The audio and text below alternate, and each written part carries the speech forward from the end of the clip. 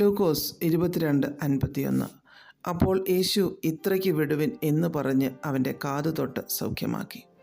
യേശുവിനെ പിടിച്ച് അധികാരികളുടെ മുൻപിൽ കൊണ്ടുപോകുവാനായി ഒരു പറ്റം ആൾക്കാർ വന്നു. യൂദാ അവർക്ക് മുൻ നടന്നു എന്ന് പറഞ്ഞിരിക്കുന്നു.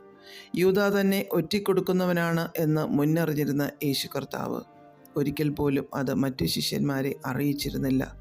മറ്റുള്ളവർ അറിഞ്ഞിരുന്നു എങ്കിൽ അവർ യൂദയെ വെറുക്കുമായിരുന്നു. പെട്ടെന്ന് പ്രതികരിക്കുമായിരുന്ന പത്രോസ് ചിലപ്പോൾ യൂദയെ ഉപദ്രവിക്കുമായിരുന്നു. എന്നാൽ യേശു കർത്താവ് യൂദയെ തൻ്റെ സ്നേഹത്താൽ മൂടി. ആ കവറിങ്ങിലായിരുന്നത് കൊണ്ട് മറ്റുള്ളവർക്ക് യൂദയെ ശരിക്കും മനസ്സിലാക്കുവാൻ കഴിഞ്ഞില്ല. ക്ഷമിക്കുന്ന, പൊറുക്കുന്ന, മറയ്ക്കുന്ന യേശുവിനെ നാം ഇവിടെ കാണുന്നു.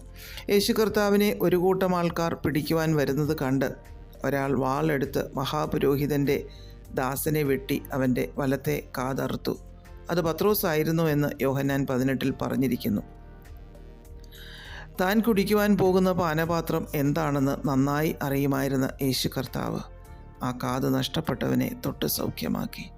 ഒരു മനുഷ്യർക്കും ഒരിക്കലും ചെയ്യുവാൻ സാധിക്കാത്തത് യേശു കർത്താവ് നമ്മെ ചെയ്ത് കാണിച്ചു.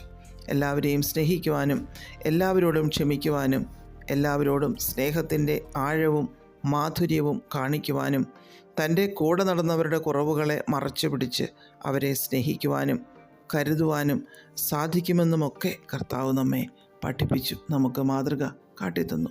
അപ്പോസ്തലന്മാരും അതുതന്നെയാണ് ലേഖനങ്ങളിൽ കൂടി നമുക്ക് വരച്ചു തന്നിരിക്കുന്നത്. ലൂക്കോസ് 23:43 ഇന്ന് നീ എന്നോടുകൂടെ പറുദീസയിൽ ഇരിക്കുമെന്ന് ഞാൻ സത്യമായിട്ട് നിന്നോട് പറയുന്നു എന്ന് കർത്താവ് പറഞ്ഞത് രേഖപ്പെടുത്തിയിരിക്കുന്നു. ദുഷ്പ്രവൃത്തി ചെയ്തത് മുഖാന്തരം കുരിശുമരണം ലഭിച്ചതാണ് 2 പേർക്ക്. എന്നാൽ യേശു ആരാണെന്ന് ഒറ്റ നിമിഷത്തെ തിരിച്ചറിവ് ഒരാളെ പറുദീസയിൽ എത്തിക്കുവാനിടയായി. മരണത്തിന് തൊട്ടു മുൻപ് പോലും, വേദനയുടെ മൂർധന്യത്തിൽ ആയിരിക്കുമ്പോൾ പോലും തന്നെ വിളിച്ചപേക്ഷിച്ചവനെ രക്ഷിച്ച യേശു കർത്താവ്. ആ കള്ളൻ്റെ അവസാനത്തെ ചാൻസ് ആയിരുന്നു അത്, നിത്യമരണത്തിന് മുൻപുള്ള അവസാനത്തെ ചാൻസ്.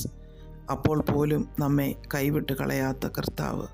ഇത്രയും നാൾ ദുഷ്പ്രവൃത്തിയിൽ ജീവിച്ചില്ലേ, ഇനി കുറച്ച് സമയം മാത്രമേയുള്ളൂ, ഇനി പോട്ടെ എന്ന് കൈവിടാഞ്ഞ ഒരു ദൈവം നമുക്ക് മഹത്തായ മാതൃക കാട്ടിത്തന്നിരിക്കുന്നു.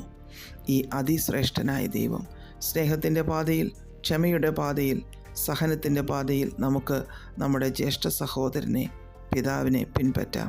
മൂല്യമുള്ള ഒരു ജീവിതം ജീവിക്കാം. പ്രാർത്ഥിക്കാം. പ്രിയ പിതാവേ, അങ്ങയുടെ മനസ്സുള്ളവരായി ഞങ്ങളെ മാറ്റണമേ. യേശു ക്രിസ്തുവിൻ്റെ നാമത്തിൽ ആമേൻ. God bless us all.